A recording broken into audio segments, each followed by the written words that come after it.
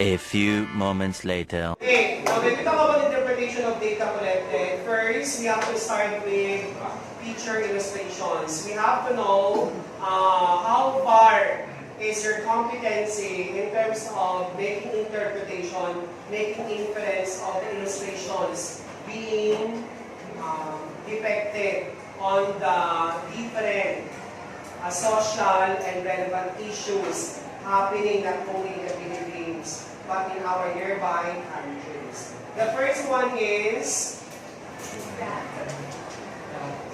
the feature depicting traffic situation in EDSA or other municipalities such as Bacoor. Every Monday, we have issues. Now, what can you see in the illustration, Ms. Galo? Ano masasabi mo?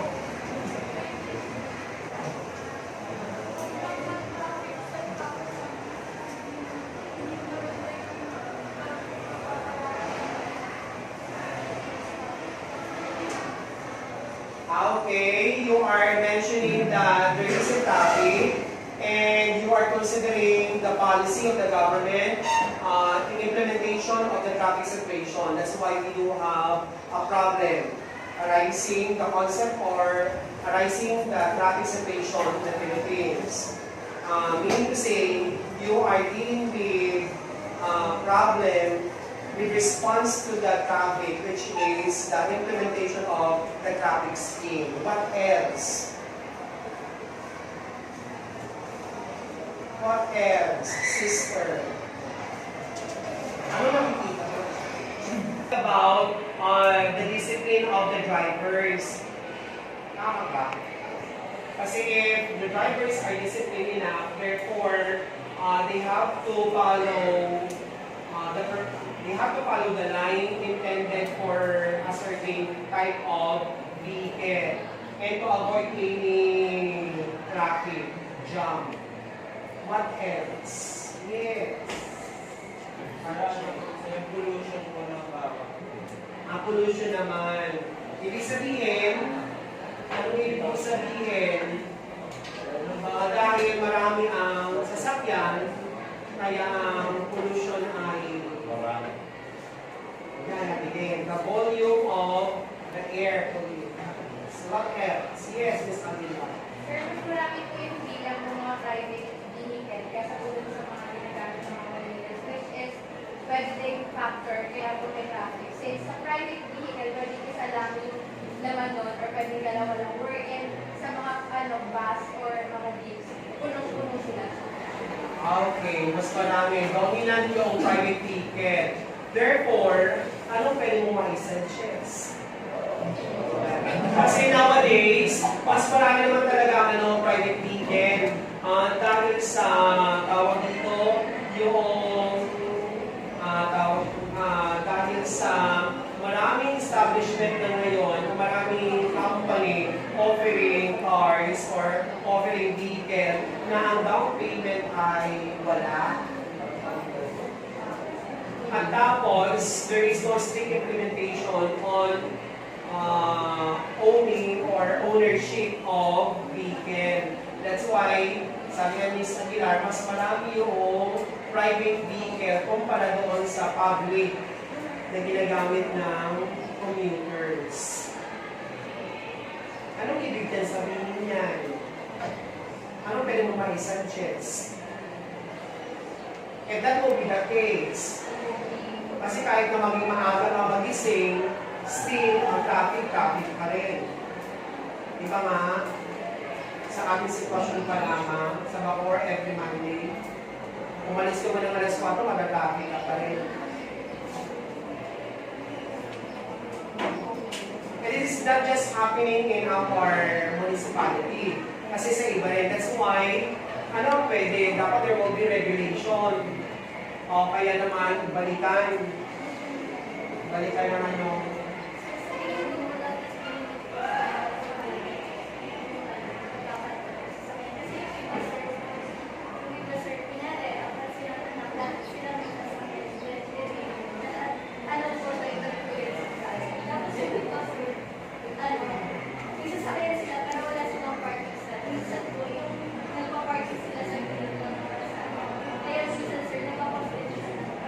ganyan, kailangan balikan yung regulation sa ownership ng vehicle.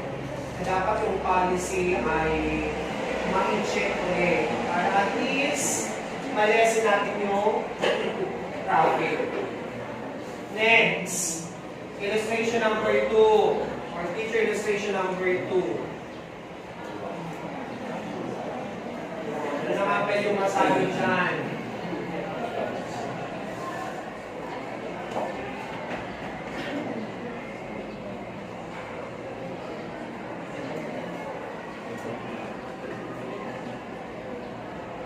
Stores.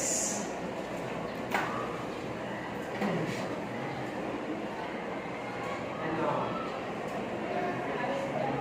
Ashford. Okay.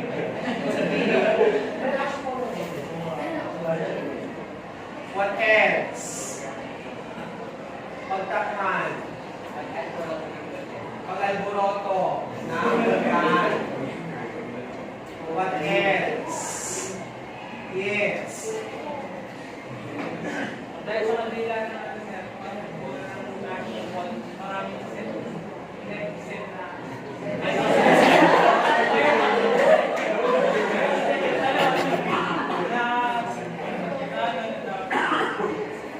Okay, ibig sabihin, because of volcanic eruption, there are people being affected.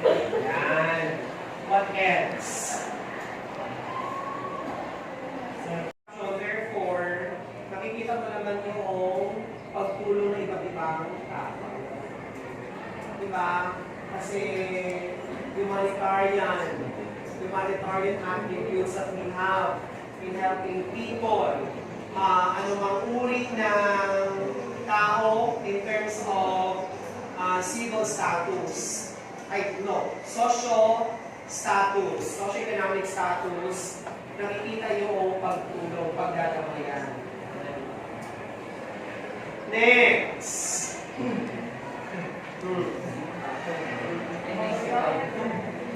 Yes.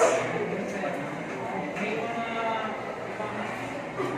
masasama sa loob na Okay, since the demand of funds ay mataas, the concept of the law, the concept of the demand, the law of demand, na kapag mataas ang demand at maliit ang supply, tataas ang presyo. Kaso nga lang sa konsepto ng emergency, dapat hindi pwedeng ganoon. Naman? Kasi the law of supply and demand will not be applicable in a concept of emergency situation. Kaso nga lang, meron naman talagang ganyan. That's why yung DTI ay lagi nag-check. Even yung municipal officers ay nag-check dun sa mga establishment na nagtataas ng presyo. What else? Ano pa nakikita? Ano pang interpretation mo? Ano pang mga interpretation meron mo?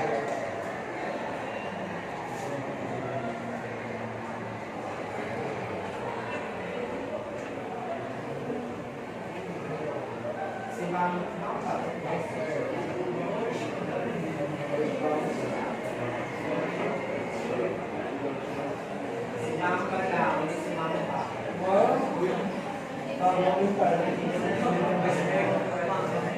sa'yo naman. Para sa bukawa sa isa ng mas para sa may mga higas.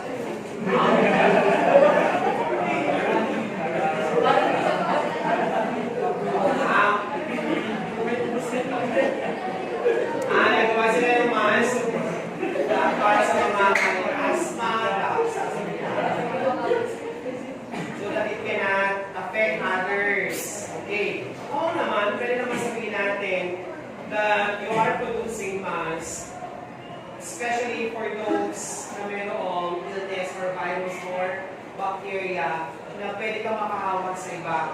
And vice versa. Those naman sa hindi pasyente at ayaw mong mahawakan din because you have to protect yourself from any form of bacteria, germs, or viruses. Kasi sa kasalukuyan, ang dami ng mga lumalabas na pwedeng attributary to illness. For example, in our case, di ba, we have the human coronavirus. We also have the ash fall coming from Taal volcanic eruption. Sa ibang bansa, meron din namang eruption. Mexico, they do have. Puerto Rico, meron din naman sila. Ibig sabihin, we are producing masks to protect ourselves from any form of bacteria, germs, and viruses. Definitely, kapag hindi mo protect yung sarili, ano mangyayari? Magkakasakit ka. Kung nagkasakit ka, automatic na gastos ka. Pag gumastos ka, pahihirapan ka pa. The worst scenario will be, naghirap ng iyong pamilya, namatay ka. Ha? Okay. Now, ibig sabihin guys, when we talk about interpretation of the picture being illustrated, this is the same thing happening when we interpret data. Ano ba? Same pa rin. Same lamang class ang ginagawa natin. When we interpret data, it should be based on the different aspects. And same with the illustration. When we make interpretation, there are possibilities that the interpretation of one person may vary from other person in terms of the level of interpretation. But in a concept of data collection, in terms of research concept, therefore the interpretation should adhere the 3 steps and 3 considerations. Number 1, you have to interpret based on the title of the table. Second, you have to interpret based on the content of the table. And third, the implication of the content. Now, you are through with tabulation of data. Tama? At ito yung mukha na ginamit natin for the tabulation. The column represents the assessment of respondents, while the row represents the indicators. Tama ba? On. Next, this is the questionnaire, or example of the questionnaire. And then, this is the sample tabulated data. Meron na kayong ganyan, di ba? Okay. Now, after the tabulation of data, what comes next is the presentation. And after the presentation, you have to interpret. That is our topic for today. Okay, table number 1. Table number 1. Observe. What are the essential parts of the table presented? Ano nakikita natin? Anong meron dapat sa ating table? Or when you are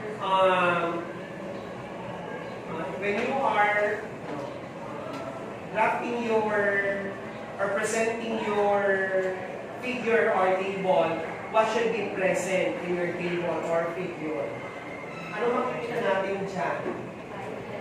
Yes, Mopia.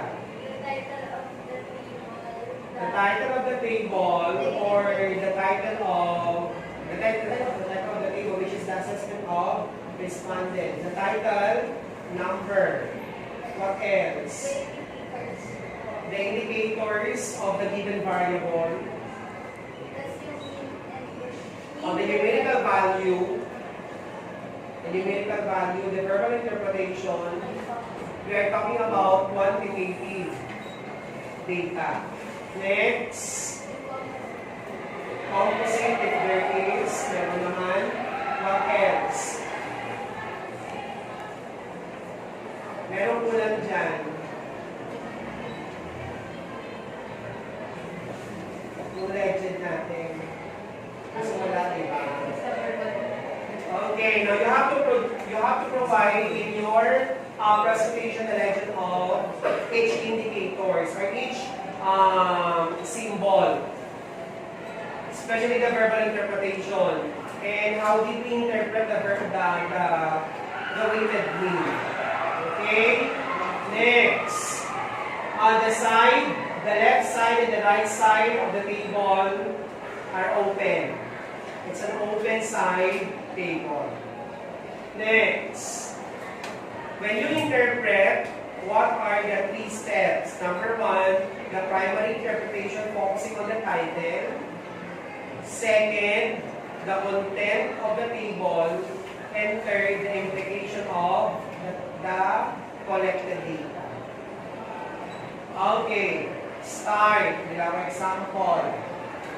As you can see, class, in our table, the first one should be the primary interpretation, focusing on the title. Mario, pakibasa. Ano nakasulat? Ano nakaunang interpretation? Ano nakasulat? Okay, table 1 presents the assessment of respondents on happiness statement. Remember, class, when you are starting or when you are writing your interpretation, always start with the basic interpretation. Focus on the title of the table. There are other schools na hindi naman gumagamit na ng primary. Pero since we are beginners and writing academic papers such as research paper, mas mabuti yung may alam tayo kagad ng basic. Hindi naman tayo makapatay kapag tayo nagsulat ng basic. Table 1 presents the assessment of respondents on happiness statement. Kasi hindi lahat ng readers kayang unawain kung ano ang ibig sabihin ng table na iyan. That's why we have to inform first our audience. Next, look the indicators and the numerical values as assessed by participants. Indicator number 1, 3.80.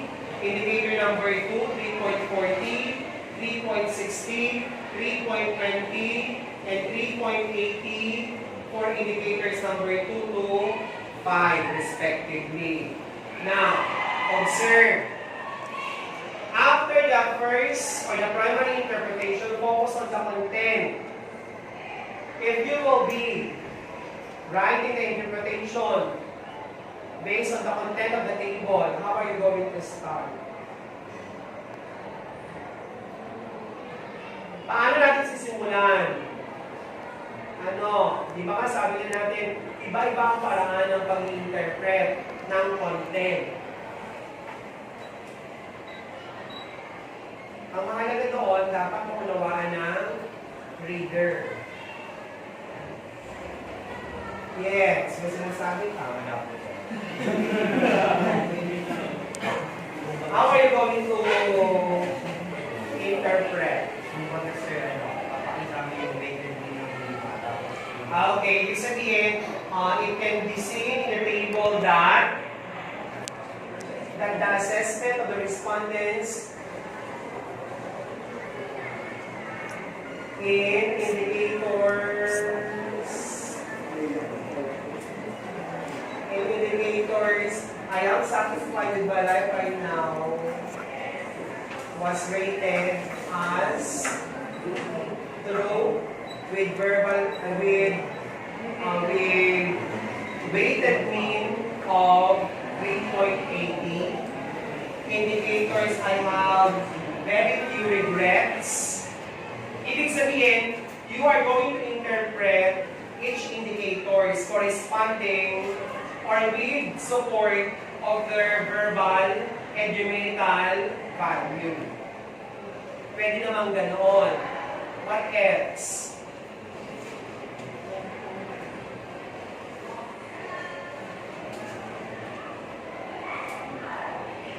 Dito. Again and again ang gagawin. Ano pa? Wala na. Okay. Sige, ano ka na mag-scale mo yan? Yeah. Paano mo siya interpret? Okay, ganun din.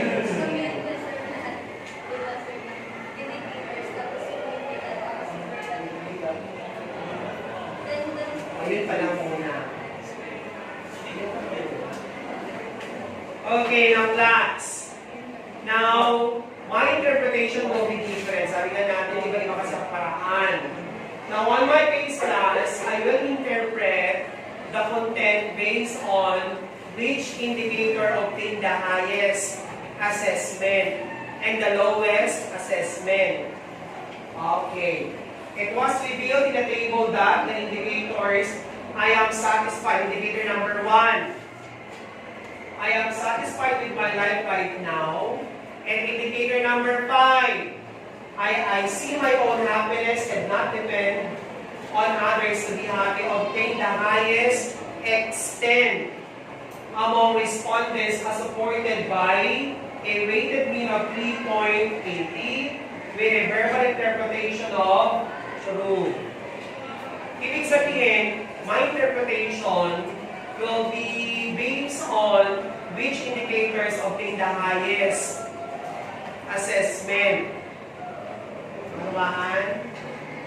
Likewise, indicators number 2 and number 3 also obtain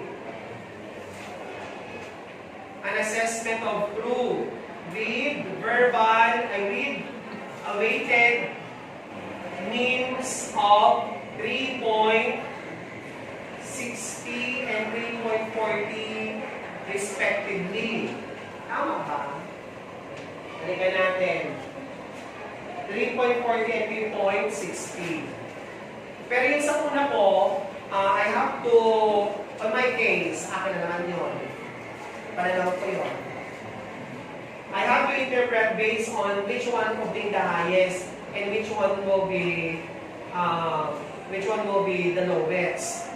Pero since indicators number 2 and number 3 were assessed as true, therefore I have to mention that likewise indicators number 2 and number 3 are also assessed as true with weighted means of 3.40 and 3.60 respectively. May tanong. Ano ang reason? What is the reason behind why I have to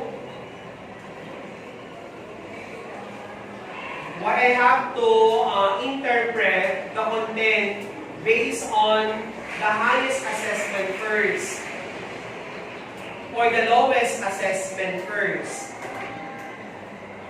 Now, since we talk about mixed method, we have to look into consideration the reason behind why our participants are assessing this kind of, or these indicators as the highest one and the lowest one. That's why there is what we call support of qualitative interpretation.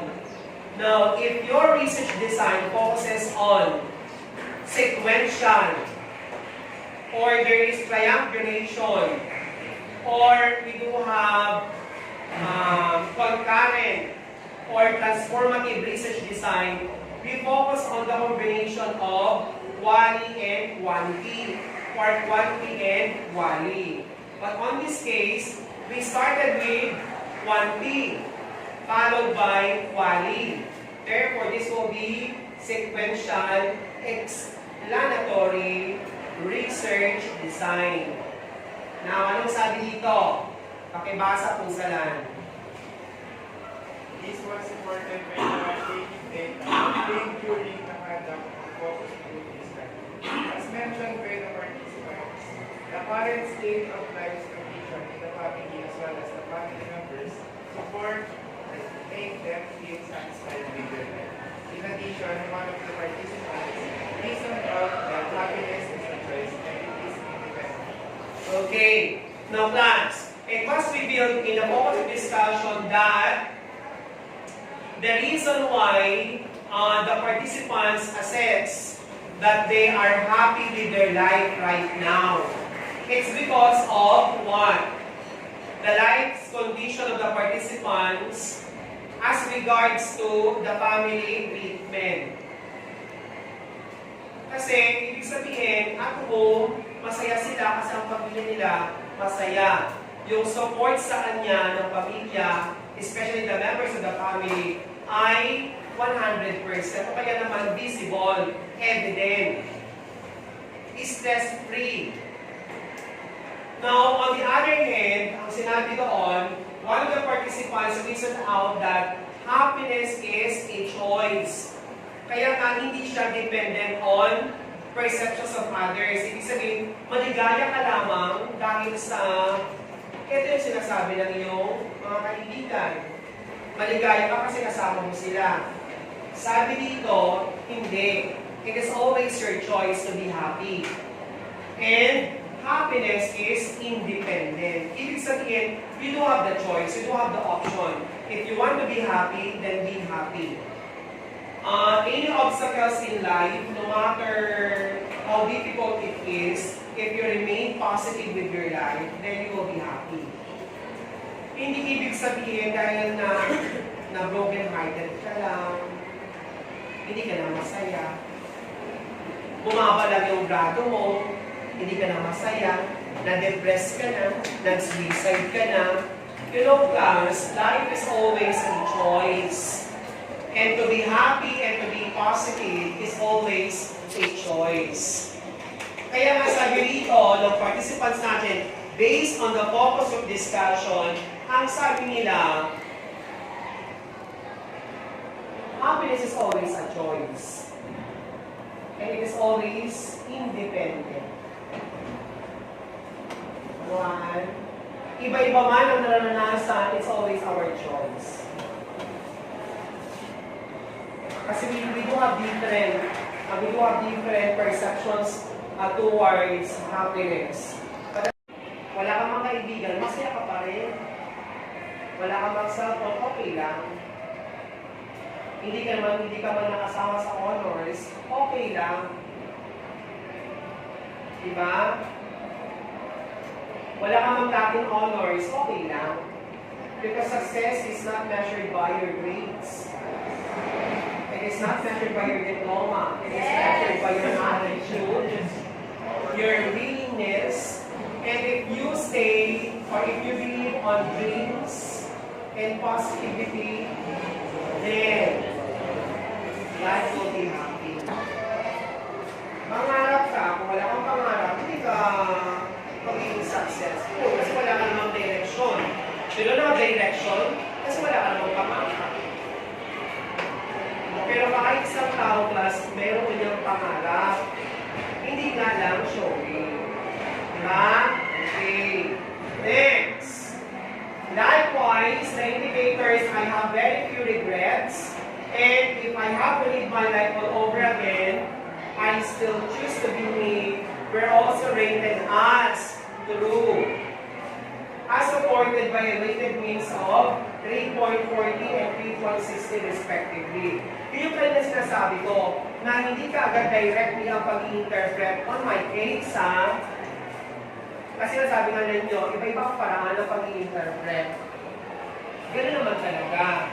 Now, I have to start with the highest assessment, support by qualitative, pero nakadepende sa iyong design. Kung ang design ay descriptive lang, therefore, based on the survey, wala nang focus of discussion. Pero kapag nag-mixed method yan, automatic. Ano angan? Naintindihan? Baka nakalimutan yung mga design na ginagamit natin. Okay, may tanong. Next, on the other hand naman, there is one indicator na may pinakamababang assessment. And this is what? I stand by my decision and take responsibility for it. Obtain the least assessment as true to a certain extent. Ibig sabihin, ano ibig sabihin? Kung kayo ang sasagot niyan, bakit 3.20 lang? Bakit? True to a certain extent, not true. Not always true. I stand by my decision and take responsibility for it. Ibig bang sabihin, there is a time na ikaw ay nag-decide, pero hindi ka confident na magiging responsible ka sa magiging outcome. Kasi kung ito, di ba, bukso ng dagdabi na nakapagsalita ka, and you are not thinking of the possible outcome. Kaya, pasensya na, bukso na ng dagdabi. Kaya mga ganoon, nag-quit ka kaagad. Dahil nag-iwalay si Jen.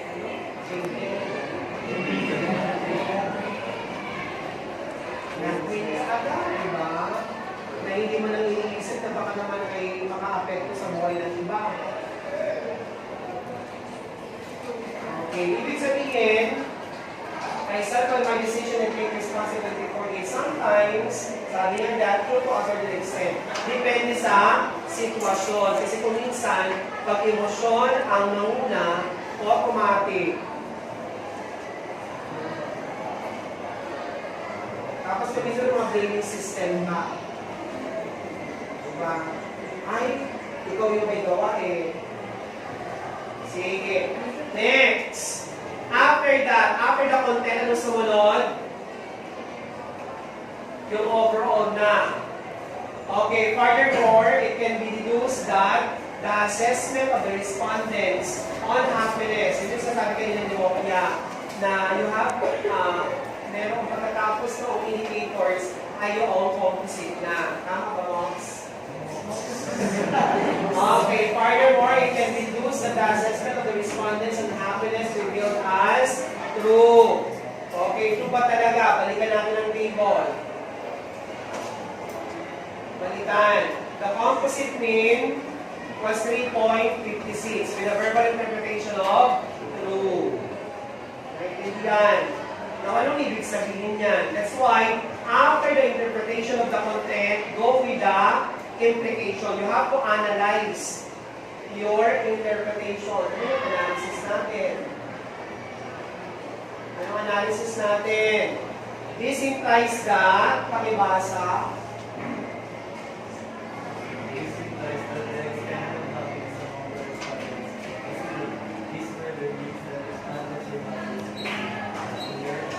okay, next. May kulang. Kasi ang class ay analysis and interpretation based on the composite weighted way, the overall assessment. Diba, we also have the RRL. After your interpretation of the content, after the interpretation of the general assessment of the participants, then we have to include the RRL, the inclusion of RRL. Tama ba? Anong gamit ng RRL? What's the use of the RRL in the interpretation of our findings?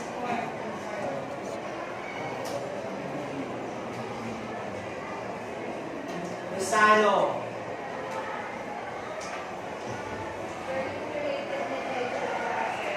Parang related na siya sa study mo. So, pag nag-analyze ka dyan, parang makakompare mo yung Okay. Now, the RRL is important for the reason that whatever be the findings of the present should be affirmed or opposed by the previous studies or literature cited by authors. Mahalagang aspeto yun that the present study have to be affirmed or in case siya naman ay kumukontra doon sa previous nang nagawa. That's why yung RRL natin, hindi yan sinusulat para lamang sa completion ng academic papers. The main objective of our RRL is to what? Is to use for the verification if our present study affirm the previous result or contradict the previous cited literatures. Kasi ngayong RRL natin, doon tayo kumukuha ng iba't ibang possible variables and problems. And out of that, i-check natin if that is existing at the present time. Chine-check natin. Kaya nga, after interpretation, we have to go back to our RRL. Kasi baka yung ating findings ngayon ay iba na sa nakasulat noon. Ibig sabihin, meron ng bagong idea. May bagong resulta, may bagong findings. That's why RRL is important. Naintindihan? And it should be included in our interpretation. But remember, do not include our RRL in the summary of findings kasi meron tayong format when we are writing our chapter 5. Ano naman? But in the presentation, interpretation, and analysis of data, RRL is essential. Ano naman? May katanungan ba? Magtanong, gusto magtanong. Yes, Nar. Kasi yung halimbawa sa akin, ang hinahanap kasi namin is based on household income. Paano sila nakakita ng television advertisement? Ganyan din ba sa gagawin namin? Or, Yes. I mean, kasi yan, di ba? Overall yan, yung sabi ko sa card lagi nangyayari based on household income. Halimbawa, kasi di ba, ang tanong namin sa SOP, based on sa demographic profile nila, yan sila, nakakita ba sila ng television advertisement? Then, ang nakalagay sa SOP, you are looking on the household profile. And then, marketing ba? Marketing ng television, advertisement. And then, may relationship ba? Ayun nga sir. Ayun.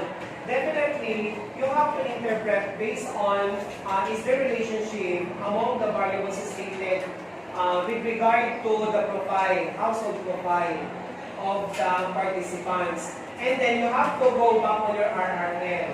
Among the given profile of the participants, if there is relationship, you have to look for authors or previous studies na mag-link. Naunawaan pa. Kasi di ba nila-test mo bawat yung assessment sa advertisement, yung extent ng kanilang perception. Pagkatapos, for example, ang kanilang monthly income ay 40 to 50,000. Meron bang relationship? If you found out na merong relationship, ngayon, hahanapin mo naman yung sinasabing RRL, kung sinong author man yun, na merong bearing ang advertisement to television doon sa economic status or monthly salary ng pamilya. Ano sinasabi doon? Yun yung i-affirm mo naman.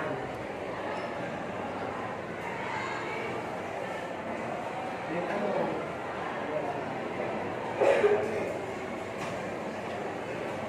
Is there any question, class? Okay. Kung wala, tandaan.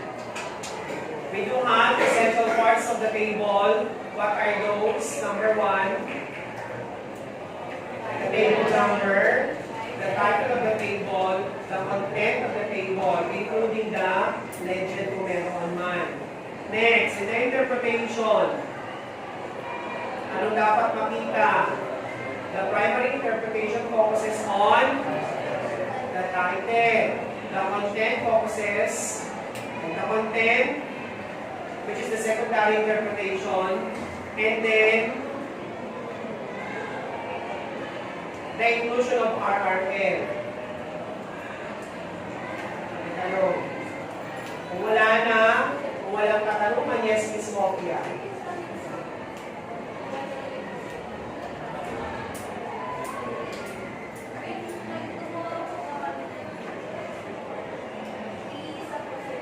Yes. Dito kasi isang grupo lang. Okay, may katanungan.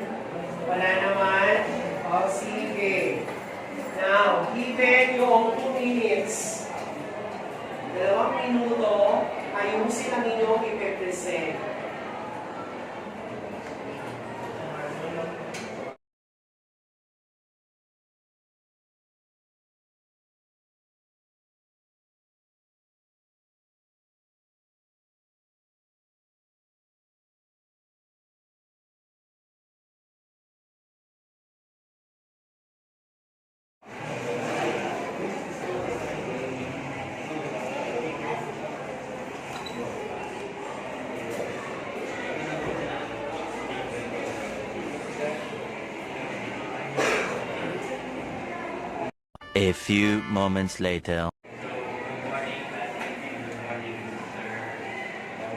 Alex.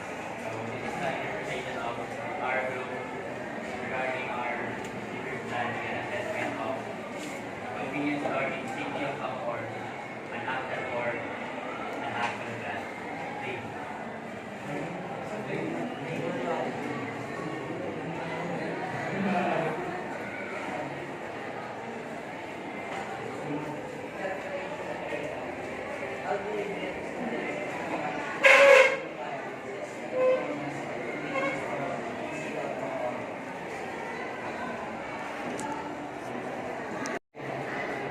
So for the interpretation of Table 1, the Table 1.1 shows the assessment of senior high school students, powered staff, customer service of convenience stores in the city of Bacoor. As illustrated, grade 11 learners has the average composite weighted mean of 3.00 that has a verbal interpretation of ABRI, and the grade 12 learners has the average composite weighted mean of 3.07 that has the verbal interpretation of ABRI. It was stated in the table that grade 12 students has the highest composite weighted mean. In addition, most of them has agreed with the customer service of convenience stores upon having an average composite weighted mean of 3.04.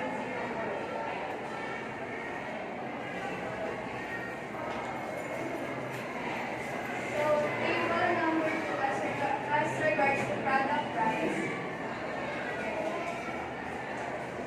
The table shows the assessment of senior high school students over the product price. You can see in the table that grade 12 learners have the highest composite weighted mean, the grade 11 learners. Grade 12 have the value of 3.03 composite weighted mean, and while grade 11 is 2.82. One of their composite weighted mean have a verbal interpretation of the mean. Moreover, overall average composite weighted mean of the senior high school learners is 2.93, which means that they agree with the product quality of the mean. What's the level of our solving number 1? What is the level of assessment of the participants' perception regarding the information of the gadgets, implementation of gadgets, restriction during class hours in public school? Yan po yung table natin po natin. Level of assessment as regards to participants' about set of gadgets. So yung, ayan po yung aming table, tapos ito po yung interpretation. Interpretation sa ulit dito. Question number 1. Present the level of assessment along with the Spanish perception regarding the central limitations of gadget restriction during class hours. As illustrated on the table, the composite of ATM learners is 2.94 with the verbal interpretation of ABRI. The composite mean of STEM learners is 2.99 with the verbal interpretation of ABRI. And the composite mean of DBL learners is 3.15 with the verbal interpretation of ABRI. And the highest average composite mean, which is the 3.15 with the verbal interpretation of ABRI, as the DBL learners. Therefore, the table shows that DBL learners are agree that implementation of using gadgets during class hours is acceptable to many users. Moreover, the total average composite weighted mean of ATM and STEM DBL learners for indicators 1 to 15 is a 3.03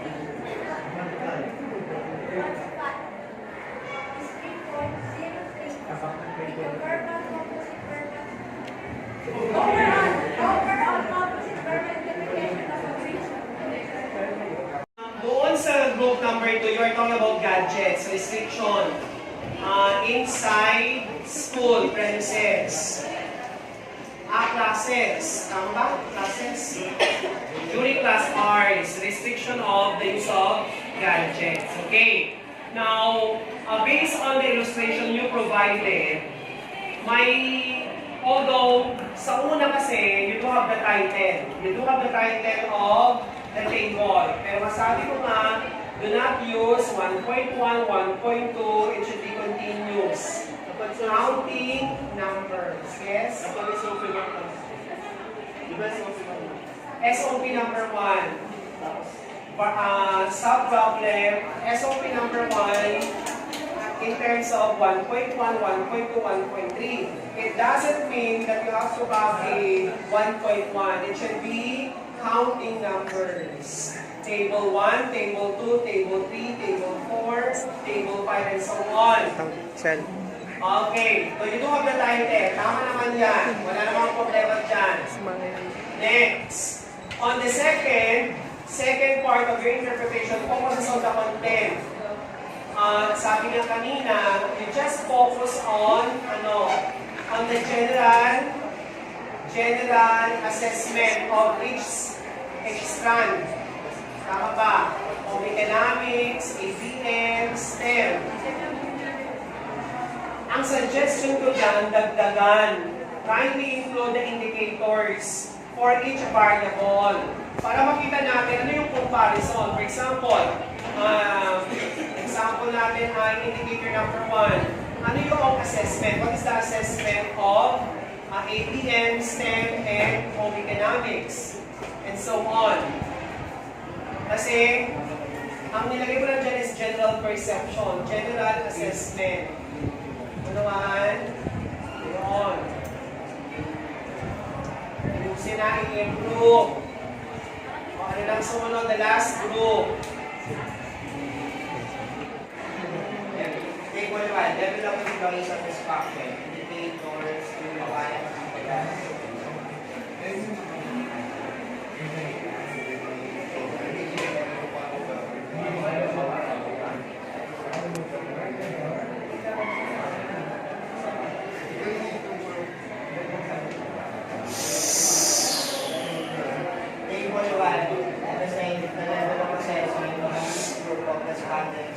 On the level of employee satisfaction for school year 2019 to 2020. Makinig!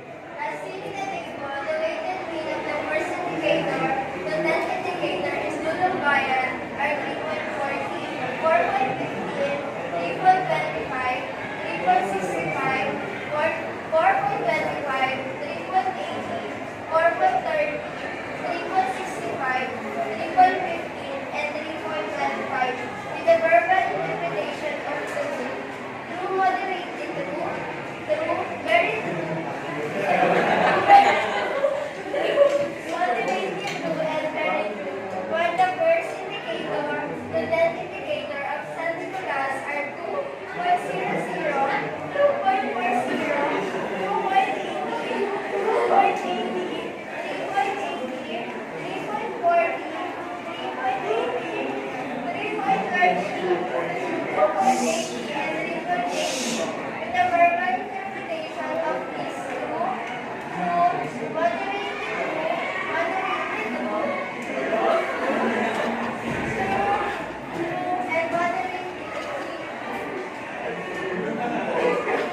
and the opposite weighted mean from indicator 1 to indicator 10 of Lulong Bayan and San Nicolas are 2.70, 3.78, 3.03, 3.23, 4.03, 3.60, 4.05, 3.43, 2.98, and 4.03 with the verbal interpretation of moderated through, moderated through,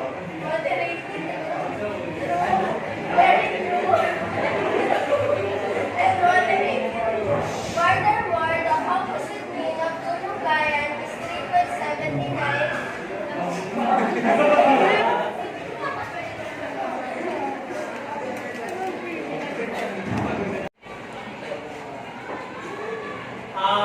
Your group focuses on employee satisfaction, tama?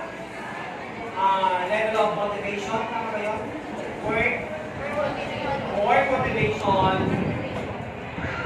Tapos, satisfaction. Employee satisfaction. Work motivation, self-efficacy. Wala. Okay. Now, based on the interpretation you provided,